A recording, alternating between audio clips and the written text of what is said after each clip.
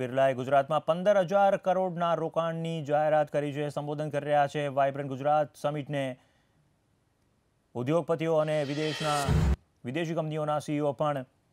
જ્યારે કુમાર મંગલમ બિરલાએ ગુજરાતમાં 15,000 કરોડના રોકાણની જાહેરાત કરી છે.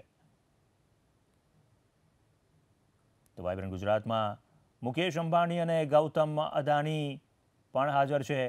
કોટક મહિન્દ્રાના સીઈઓ ઉદય કોટક પણ હાજર છે. તો વાઇબ્રન્ટ ગુજરાત સમિટના શરૂઆતમાં જ ગુજરાતમાં અરબોના રોકાણની જાહેરાત કરવામાં આવી છે અલગ અલગ કંપનીઓ દ્વારા. Up until now, our investments in Gujarat are of over 30,000 crores and counting. We have plans to invest about 15,000 crores more. This is towards the expansion of our capacities, setting up new plants and environment conservation in line with our principles of responsible stewardship.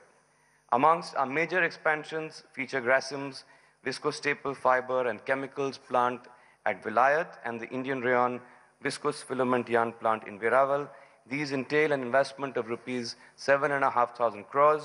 We are also setting up a state-of-the-art plant for the manufacture of in-house developed new generation viscose staple fiber at Kharach.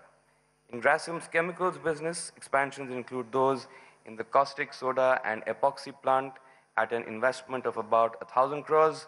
Likewise, towards extending Hindalco's operations in the copper and fertilizer businesses and augmenting the Dahej harbour and infrastructure base, we have a capex of 5,000 crores on the anvil.